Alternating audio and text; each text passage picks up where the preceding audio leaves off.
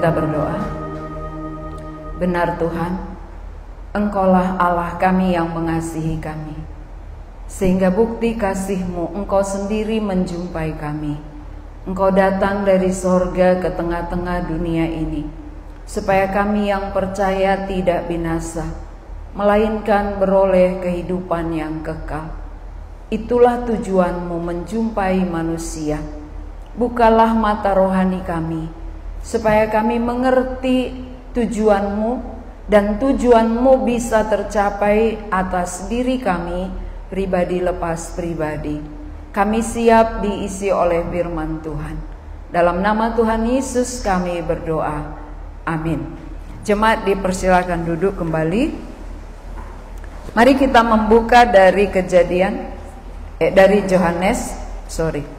Mari kita buka dari Injil Yohanes pasal yang ketiga ayat 16. Yohanes pasal yang ketiga ayat 16, kita akan baca bersama-sama. Sudah dapat semua? Kita baca ya. 2, 3, ya. Karena begitu besar kasih Allah akan dunia ini, sehingga Ia telah mengaruniakan anaknya yang tunggal, supaya setiap orang yang percaya kepadanya tidak binasa, melainkan beroleh hidup yang kekal. Ini biasa dipakai liturgi Natal. Jadi di mana-mana kalau ada Natal menjadi liturginya ini Yohanes 3:16, ragam bahasa, kemudian macam-macam dipakai ayat ini, tapi biasanya hanya sekedar dibaca tanpa mengerti makna. Ya, karena pikiran tadi sudah tertuju bagaimana aku bisa membacakan ini dalam bahasa Inggris, bahasa Jawa, ya bahasa yang diberikan ya. Bukan apa makna daripada ayat itu.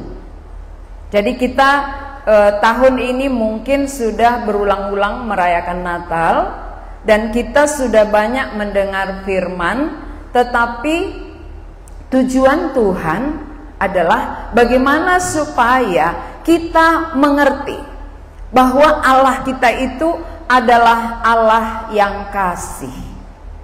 Tidak ada manusia yang tidak membutuhkan kasih. Benar ya?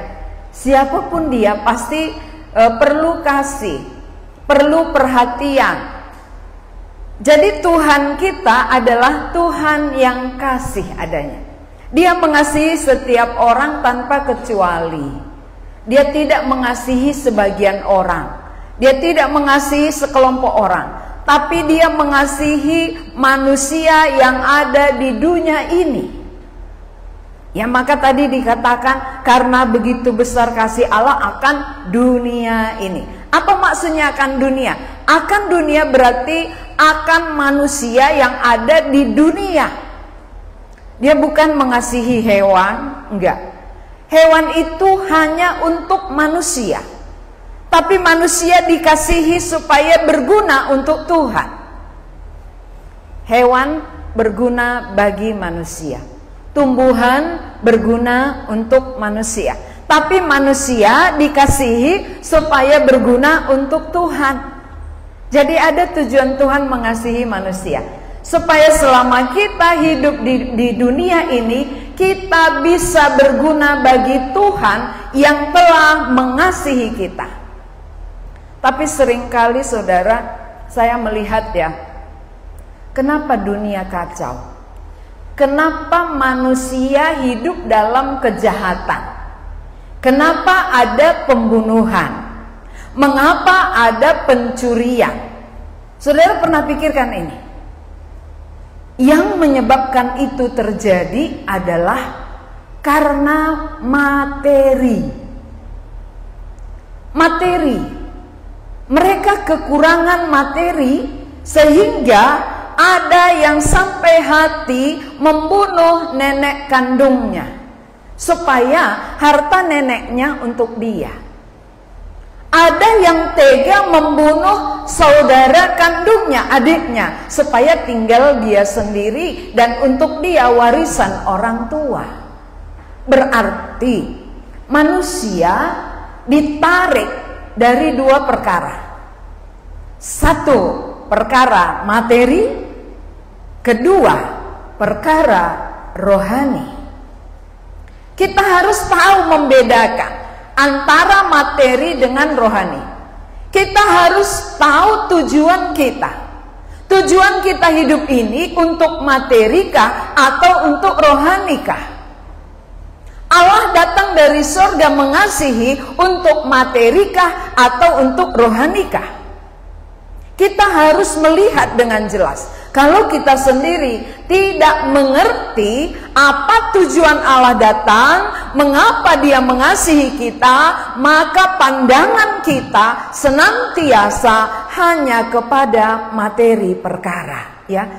Perkara-perkara materi aja yang dilihat oleh mata kita, yang diperjuangkan, yang dicapai, karena kita tidak tahu tujuan Allah mengasihi kita. Kenapa terjadi pembunuhan di sana sini? Penyebab utamanya materi. Kenapa mencuri? Materi. Kenapa ada perzinahan? Materi. Ada beberapa ABG, dia rela menjual dirinya demi materi, karena dia melihat teman-temannya punya handphone keluaran baru, dia gak mampu, orang tua susah, akhirnya biarlah aku mendapatkan seperti temanku, gak apa-apa aku jual diri. Itu terjadi begitu banyak. Berarti tarikan tadi apa? Tarikan materi. Materi menguasai manusia. Padahal awal Allah ciptakan dunia dan isinya, Tuhan katakan, Tuhan perintahkan, kuasailah ini. Maka Dia ciptakan hari pertama sampai hari kelima atau materi, semua itu untuk manusia. Tapi sesudah Tuhan ciptakan manusia pada hari terakhir, Dia katakan apa?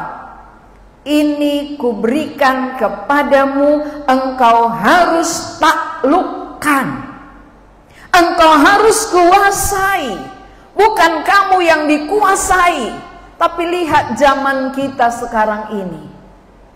Zaman kita ini sudah materi menguasai manusia. Padahal manusia adalah ciptaan Allah yang paling mulia, paling tinggi, segambar serupa dengan Allah, tapi bisa dikuasai oleh materi. Maka demi pekerjaan orang mau mengganti agama. Itu materi kan? Demi mendapatkan pekerjaan, udah lama kali aku cari-cari gak dapat. Ini ada yang nawarkan tapi aku harus pindah, gak apa-apalah. Itu konyol. Itu konyol. Berarti dia sudah ditaklukkan oleh materi. Padahal Tuhan katakan, engkau ciptaanku yang paling tinggi, lebih tinggi daripada materi. Engkau harus taklukkan materimu. Engkau harus taklukkan isi dunia ini. Bukan kamu yang ditaklukkan. Maka apa yang dikatakan khotbah Yohanes Pembaptis waktu mula-mula dia berkhotbah sebelum Tuhan Yesus datang? Cukupkanlah dirimu dengan apa yang ada padamu. Cukupkanlah dirimu dengan apa yang ada padamu. Sering sekali orang berbuat dosa karena tidak mencukupkan apa yang ada padanya. Selalu mau menjangkau yang tidak terjangkau. Akhirnya dililit oleh perkreditan. Udah terlilit leher, sudah mau tenggelam. Bukan lagi beriman, tapi berusaha dengan cara sendiri bagaimana menutupi utang. Hanyut. Jadi firman Tuhan kalau dilanggar berakibat. Firman Tuhan ketika dengar, taat, baru kita bisa menikmati hidup. Tapi kalau kita langgar, kita yang akan mengalami akibatnya. Siapa yang tidak bisa mencukupkan diri dengan apa yang ada, dia akan mengalami penderitaan. yang tidak mampu dijangkau, yang tidak sanggup diambil. Ini akan berakibat. Tapi cukupkan, arti cukupkan, ya kalau 100 rupiah uangku, apa yang dapat 100 itu ku beli. Jangan uang kita 100 kita beli 500. Jadi lebih banyak utangnya daripada uangnya. Akhirnya tercekiklah lehernya. Kalau sudah tercekik leher, utang sana utang sini, nggak terbayar, malu, akhirnya nggak gereja lagi. Kan gitu banyak orang, nggak terbayar lagi, utangku malu kali aku lihat orang, nuduh. Akhirnya lebih baik pilih nggak usah ibadah. Berarti siapa yang dia pilih? Materi. Kalau kita juga masih memikirkan atau memperjuangkan materi lebih utama daripada Tuhan, walaupun kita sudah tahu gitu, yang terpenting itu Tuhan dalam hati, dalam ucapan, yang dikerjakan itu materi, nggak sejalan. Diucapkan, siapa yang terpenting dalam hidupmu? Ya Tuhan lah, siapa lagi kalau bukan Tuhan? Lalu apa yang kau perjuangkan? Uang lah, kan semua orang cari uang, semua perlu uang, kemana-mana butuh uang. Ya betul, kemana-mana kita butuh uang, tapi kalau bukan dikasih oleh Tuhan, nggak bisa kita kejar-kejar uang. Siapa yang mengejar uang dapat? Nggak ada kan?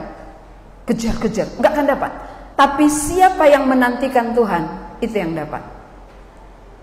Kan itu yang dikatakan pemazmur, aku memberi berkat pada waktu engkau tidur. Wah, luar biasa ya. Saat tidur diberkati Tuhan juga, bukan saat kerja. Saat tidur di situ diberkati Tuhan, sehingga apa yang ada bisa cukup. Kalau tidak diberkati, berapapun gak cukup. Itu yang paling susah hidup, berapapun gak cukup. Jadi hari ini tema kita bukti kasih Allah. Apakah terbukti Allah mengasihi kita? Apakah kita rasakan Allah mengasihi kita? Dari pihak Allah sudah membuktikan, tapi bagi kita terbuktikah itu? Atau bagi kita masih samar? Tuhan mengasihi, tapi kita nggak melihat kasih itu. Tuhan mengasihi, tapi bukti itu nggak nyata bagi kita. Itu membuat orang nggak maju. Ya bukan maju ginting, nggak maju rohaninya. Ya, banyak orang nggak maju kerohanian karena tidak melihat bukti nyata kasih Allah kepadanya. Sering kita menganggap bahwa kasih Allah itu ada ketika materi kita banyak. Ya, kita akan lihat gambar ini. Gambar berikutnya. Ini semua manusia. Kok lampunya tidak hidup? Semua manusia dikasihi oleh Tuhan. Ya, semua manusia dikasihi oleh Tuhan. Ini di dunia, ini dunia ya. Dunia kita ini bulat. Jadi hanya satu dunia. Jadi kalau mau pindah nggak bisa. Aku pindahlah ke dunia lain. Malas aku dengan si Anu dekat gitu ya. Nggak bisa. Dunia hanya satu. Jadi kita di sini semua satu dunia semua. Suku bangsa ya, bahasa, beragam-ragam bahasa, beragam bangsa semua di dalam satu dunia. Karena Tuhan yang menciptakan dunia. Tuhan menciptakan dunia dan segala isinya.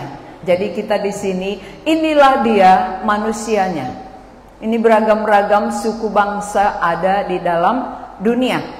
Tapi beragam-ragam pun bajunya, sukunya, bahasanya, budayanya, semua dikasihi Tuhan. Kalau kita siapa yang kita kasihi? Yang satu suku kan? Ya benar nggak? Jangan nggak ngaku. Iya. Biasanya kemana-mana, marga apa? Marga Hado. Oh, sarupa duitnya, sarupa. Kan gitu ya. Seri kita seri. Jadi kalau yang sama itu langsung kayak saudara. Tapi kalau dia, aku nggak punya marga. Oh, kan gitu ya. Nah, padahal bagi Tuhan, di hadapan Tuhan kan nggak ada marga-marga ya. Di hadapan Tuhan itu sama-sama manusia, sama-sama ciptaan Tuhan, sama-sama punya daging, sama-sama punya roh dan jiwa. Jadi yang dikasihi Tuhan itu adalah roh jiwa ada di dalam manusia. Karena berharga dan dikasihilah kita, maka Allah kita mau mengambil rupa daging, menjelma menjadi manusia, punya roh ya, punya darah seperti kita, dan dia rela mati supaya kita bisa ditebus. Kita lanjut gambar berikut. Bukti kasih Allah. Ini buktinya ya. Bukti kasih Allah, dia mengutus anaknya yang tunggal bagi manusia. Jadi ada orang mungkin menganggap bahwa Yesus lahir itu adalah hal biasa. Itu sudah sering ku dengar. Udah lama aku tahu. Sejak kanak-kanak dulu sudah tahu. Tapi apakah kita menyadari bahwa Allah sebenarnya sudah lama membuktikan kasih-Nya, tapi mata rohani kita tidak melihat hal itu. Ini sekarang permasalahan. Memang sudah tahu bahwa Yesus lahir di kandang domba, tapi apakah kita mengerti bahwa disinilah bukti kasih-Nya itu? Kalau orang tua biasanya, apakah dia mengasihi anak yang dia lahirkan? Ya. Tapi anak-anak sering sekali membeda-bedakan ya. Kau orang tua yang menganggap aku ini tidak ada apa-apanya. Kau hanya perhatikan anakmu yang laki-laki aja. Aku karena perempuan kurang kau perhatikan. Dia aja. Ada nggak seperti itu?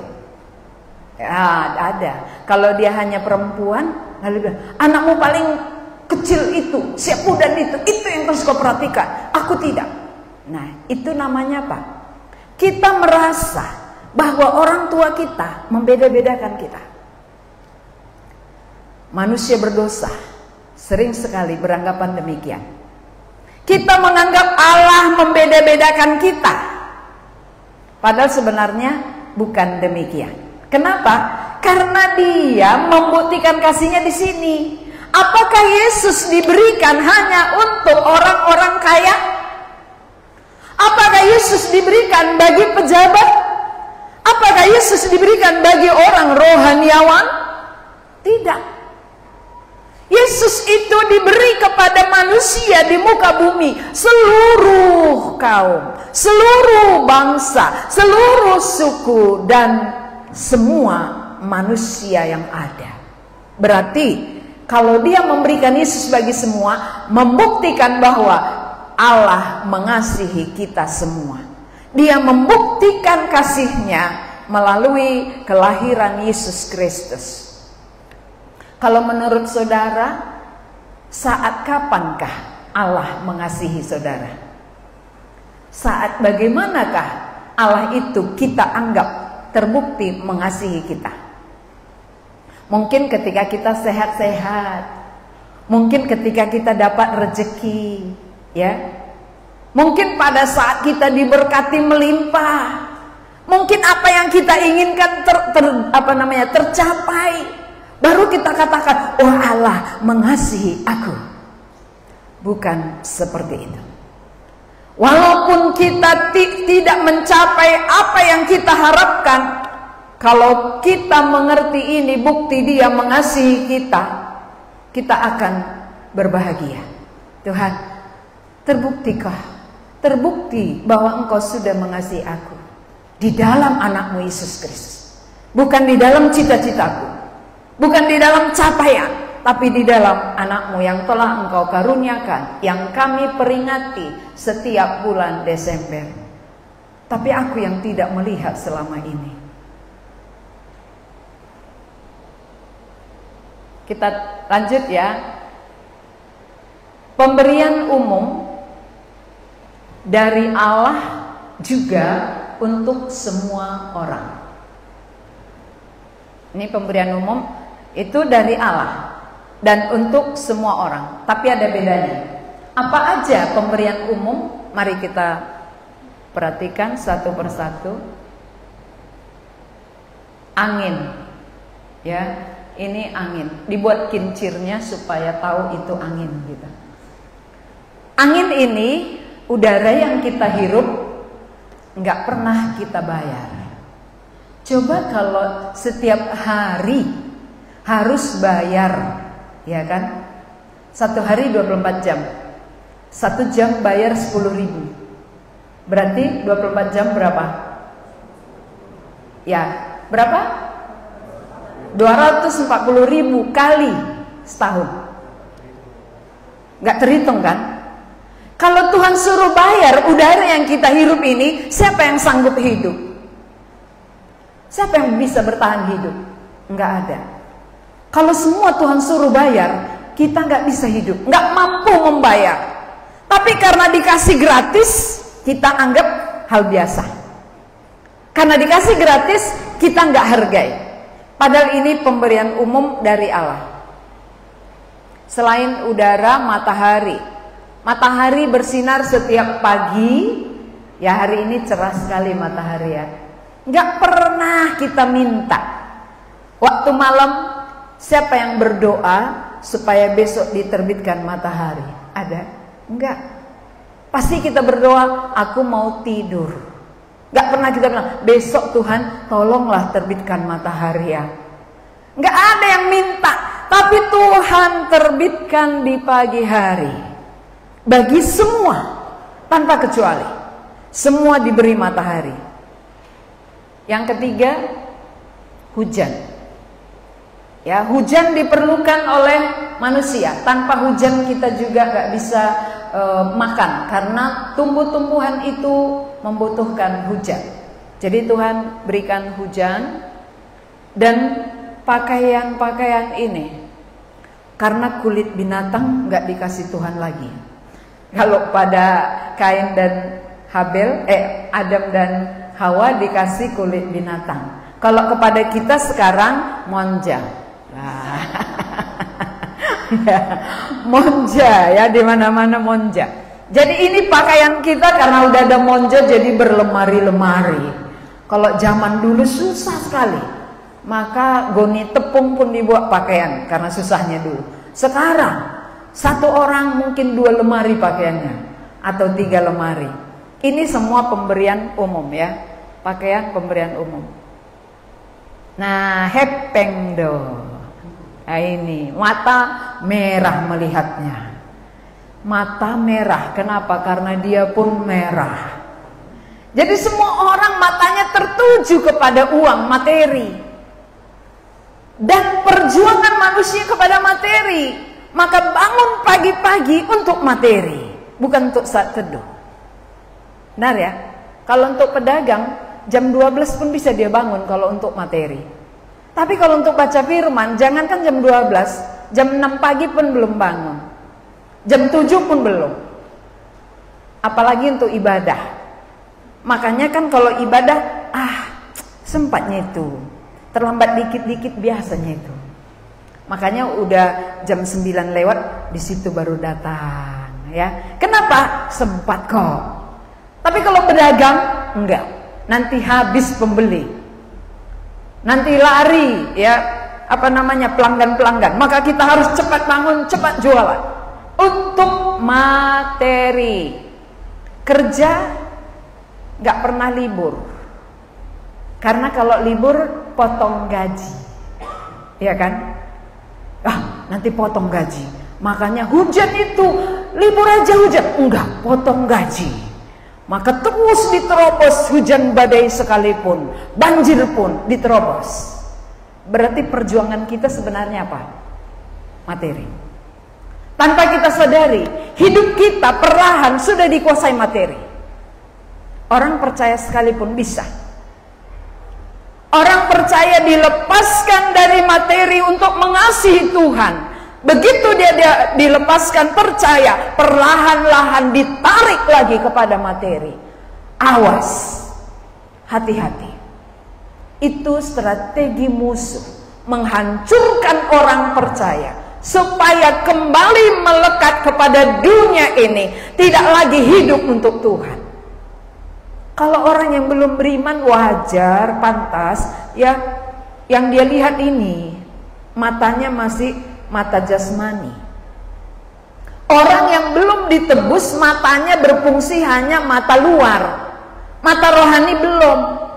Maka dia tidak melihat kasih yang besar, dia hanya melihat kasih kecil. Maka perjuangannya selalu kasih-kasih kecil, materi-materi. Jadi orang yang telah ditebus dan orang yang telah menerima kasih yang besar, kasih Allah, perjuangannya kepada materi, itu namanya sudah terbalik. Itu sudah terbalik. Karena kita sudah tahu, kasih yang terbesar itu anaknya. Anaknya Yesus itu yang terbesar, bukan materi ini. Materi ini akan ditinggalkan. Ini hanya hak pakai sementara, nanti nggak bisa dibawa, nggak bisa. Siapa yang meninggal ada di kantongnya uang, langsung dikeluarkan itu. Nggak mungkin bersama uangnya dikuburkan, karena nanti digali orang kuburannya. Nggak ada. Emasnya ada, dibuka, cincinnya dibuka semua. Kenapa? Nggak ada bisa dibawa ke sorga. Benda dunia tinggal di dunia. Yang bisa dibawa ke sorga hanya iman percaya kita kepada kasih Allah. Itulah Yesus Kristus. Selain itu tak ada. Tapi mengapa susah sekali manusia mengarahkan pandangan kepada yang kekal? Mengapa sulit sekali kita berjuang untuk perkara kekal, tapi mati-matian untuk perkara-perkara duniawi ini, untuk materi ini? Karena begini, kenapa orang mati-matian untuk uang? Karena uang bisa beli bakso, beli mie sop, ya kan?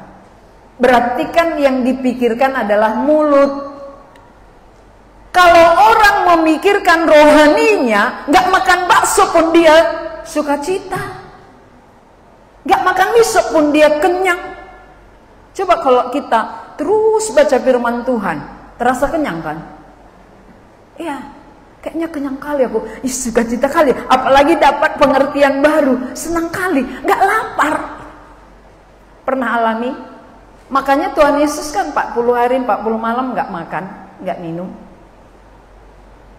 Makananku ialah melakukan kehendak Bapakku, kan itu kata Tuhan Yesus. Jadi kita nggak mau mengikuti ya. Kita matanya terus kepada uang, kepada uang, kepada uang, sampai mati uang, uang, uang, uang. Padahal uang ditinggalkan, lalu pulang tanpa bawa apa-apa. Ya, celaka. Kalau ini perjuangan kita, semua ini hanya sebatas hidup ini saja. Oh, ini satu lagi. Uang bisa membeli gado-gado. Ini apa ini?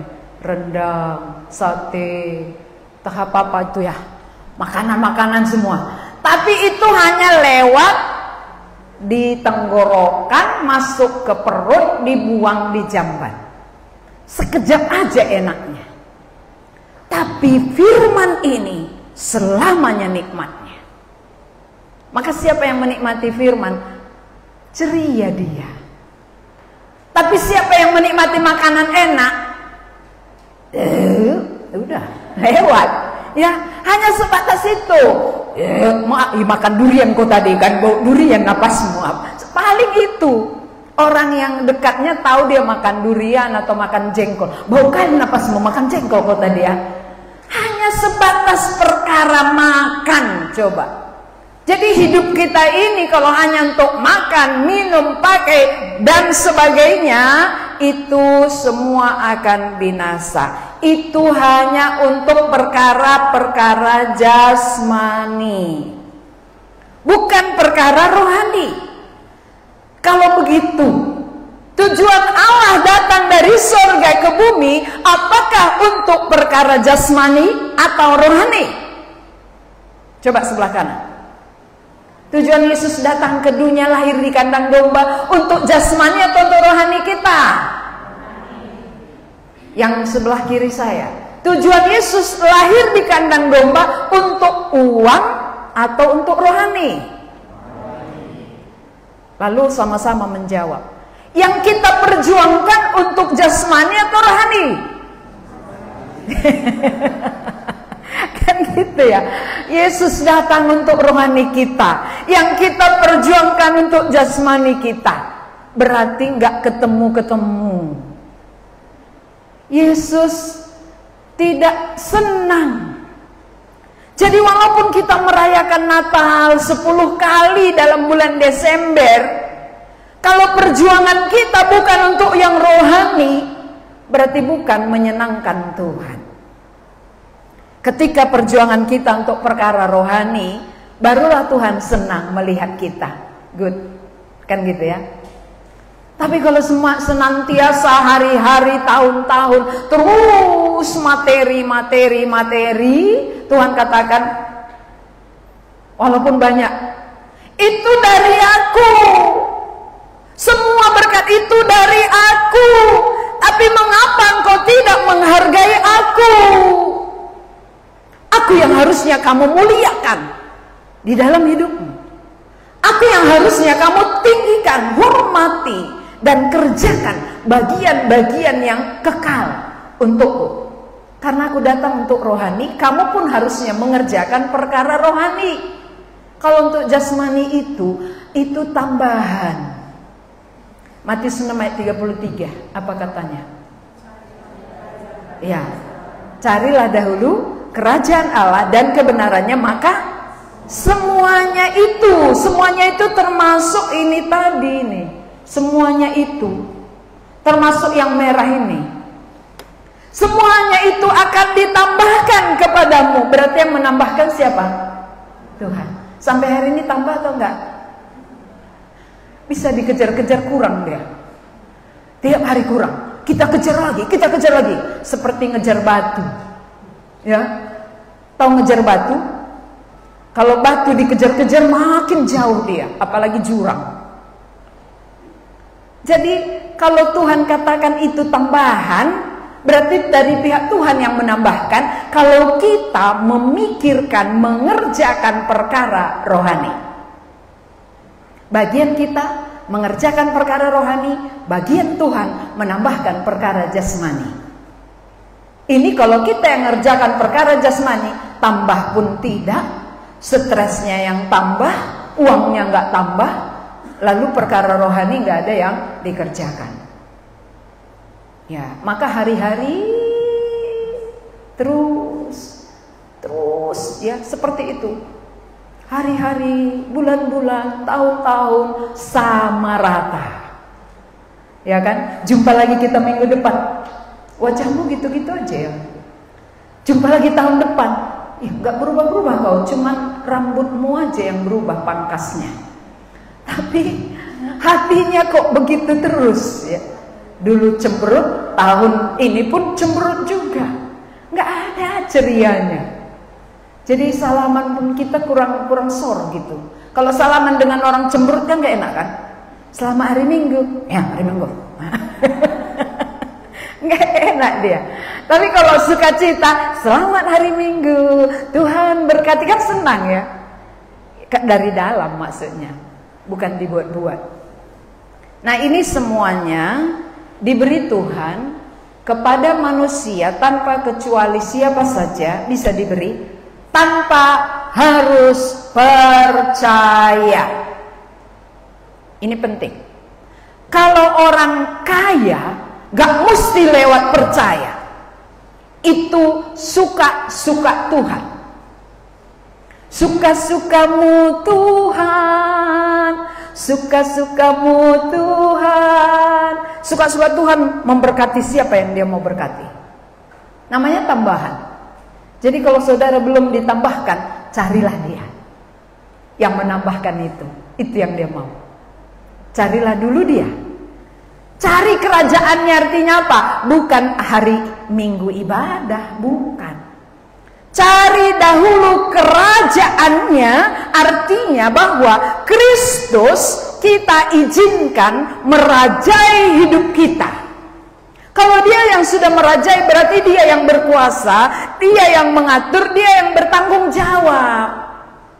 Kalau dia bertanggung jawab kan kita nggak takut, nggak makan, ya kan? Namanya ada yang bertanggung jawab.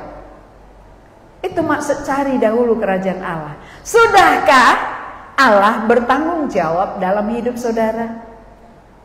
Kalau belum dia raja, dia belum bertanggung jawab. Maka kita yang bertanggung jawab. Akhirnya kita pusing 7 keliling dan stres, khawatir, takut nggak makan, takut nggak kawin, takut. Banyak sekali ketakutan. Karena apa? Karena tidak Tuhan merajai. Bukan Tuhan yang berkuasa, bukan Tuhan yang bertanggung jawab, tapi diri sendiri. Kalau begitu mana lebih penting? Mencari kerajaannya dulu atau mencari uang dulu? Kaya dululah aku Tuhan.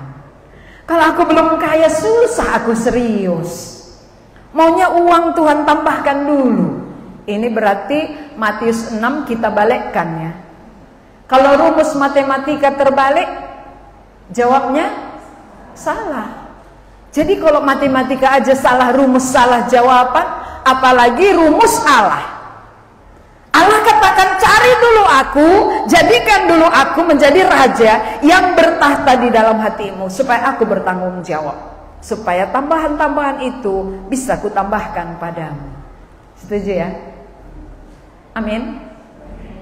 Amin. Kayak belum makan. Iya, kenapa? Karena mau dia rajanya, dia yang mengatur hidupnya gitu. Tapi kalau kita mau Tuhan, selama ini aku sudah jadikan diriku raja, jadikan diriku yang memimpin diriku sendiri, toh nol hasilnya, gagal.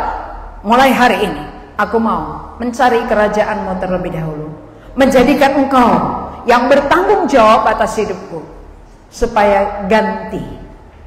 Ada pergantian posisi, bukan lagi kita di depan, tapi Tuhan. Ya.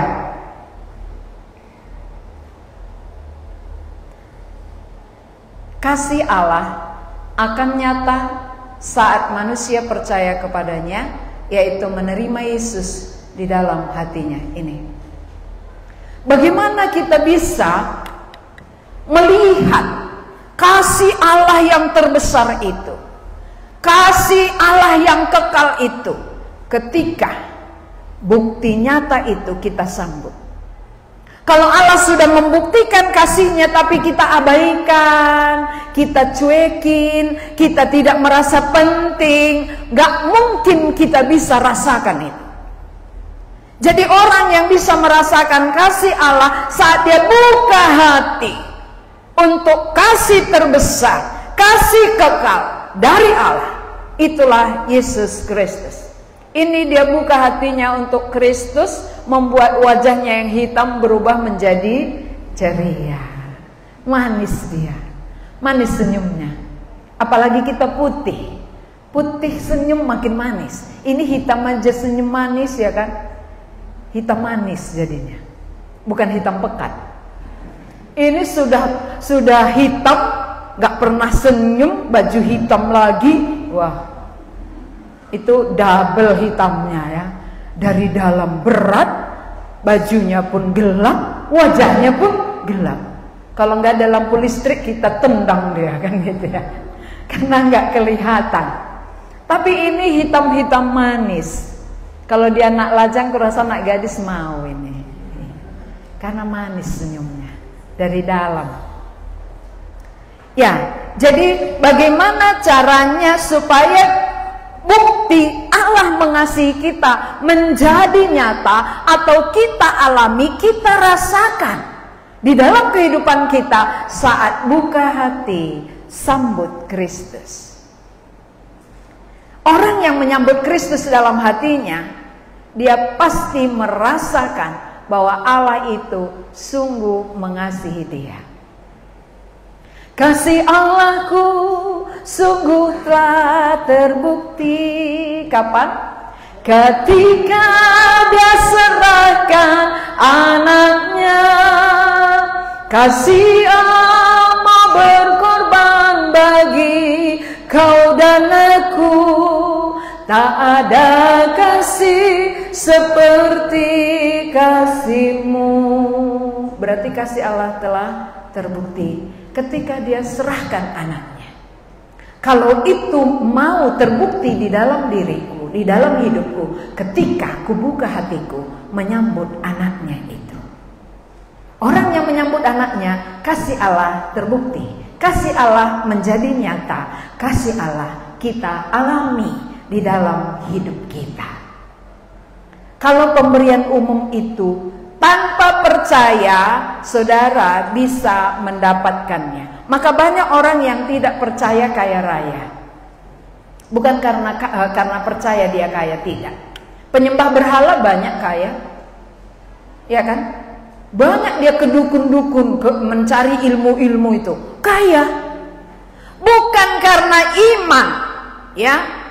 Bukan karena iman orang mendapat harta, tapi orang mendapat hidup kekal harus dengan iman. Di situ bedanya. Kalau untuk perkara-perkara dunia nggak perlu iman, siapapun bisa diberikan Tuhan. Tapi untuk perkara kekal, perkara rohani harus disertai iman. Tanpa iman tak ada yang layak.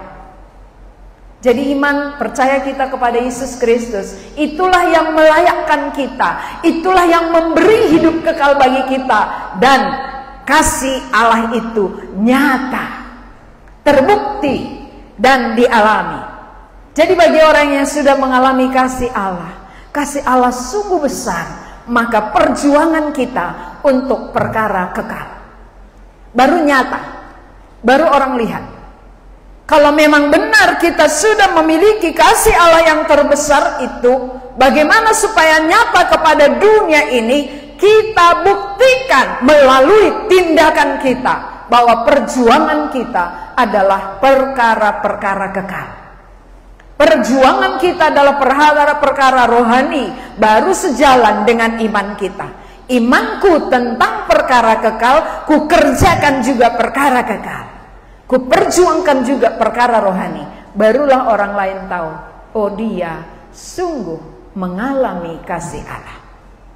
Tapi kalau kita katakan aku sungguh mengalami kasih Allah, tapi perjuangan kita perkara-perkara dunia ini, perkara jasmani itu tidak nyata. Tidak nyata dalam tindakan kita, tidak nyata di dalam kehidupan kita, dan tidak bisa dilihat oleh orang lain. Jadi mari kita buktikan, mari kita alami bukti kasih Allah tadi ya. Bukti kasih Allah ketika dia memberikan anaknya yang tunggal. Kasih Allah terbukti ada padaku ketika ku buka hatiku. Seperti orang ini, dia membuka hatinya, maka kasih Allah nyata membuat wajahnya tersenyum ceria. Jadi mengapa muka kita berat terus? Karena kita belum menerima kasih Allah yang terbesar. Mungkin kita hanya menerima pemberian Allah, bukan Allahnya. Beda ya. Pemberian Allah itu perkara-perkara jasmani. Allah kita terima itu perkara rohani. Kalau perkara jasmani hanya sampai di bumi, perkara rohani sampai ke sorga. Jadi siapa yang menerima Kristus, dia akan dibawa ke rumah Bapa di sorga. Siapa yang hanya menerima berkat-berkatnya, dia hanya sampai di bumi ini. Lalu meninggal dia, tinggallah semua berkatnya, dia pulang ke api neraka. Betapa celakanya. Jadi ini akhir tahun 2024, akhirilah berdosa. Jangan bawa ke tahun 2025. Tinggalkan pada Kristus yang sudah datang untuk saudara. Supaya nanti masuk tahun 2025 dengan hati yang baru, yang sudah diperbaharui oleh darah Kristus. Mari kita berdoa. Kami mengucap syukur untuk firman-Mu. Engkau sudah membuktikan kasih-Mu bagi kami ketika Yesus lahir di kandang domba. Dan itu menjadi perayaan-perayaan umat Kristen di seluruh dunia. Tapi kami tidak mau hanya merayakan, tanpa mengalami. Engkau membuktikan kasih-Mu yang terbesar di dalam pribadi Yesus Kristus. Kami mau mengalami kasih dengan membuka hati kami, menerima Engkau menjadi Raja yang bertanggung jawab atas kehidupan kami.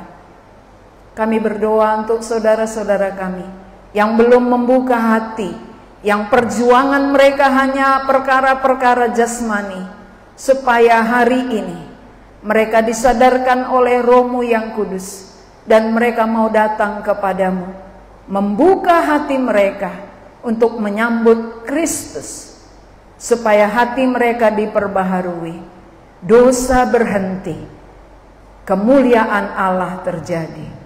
Dan bagi kami yang sudah menerima kasih Allah, supaya di dalam tindakan yang nyata, di dalam perjuangan kami setiap harinya, kami memperjuangkan perkara yang kekal, perkara rohani, memikirkan jiwa-jiwa yang masih binasa untuk dibawa ke hadapan-Mu.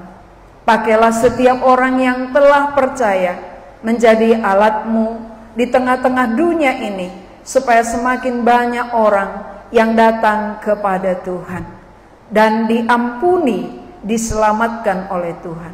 Terima kasih untuk firman yang Tuhan perdengarkan bagi kami. Biarlah Tuhan meneruskan di dalam diri setiap jemaat-Mu, baik yang hadir maupun yang mengikuti dari rumah masing-masing, supaya firman yang sama bekerja di dalam diri kami. Dalam nama Tuhan Yesus kami berdoa. Amin.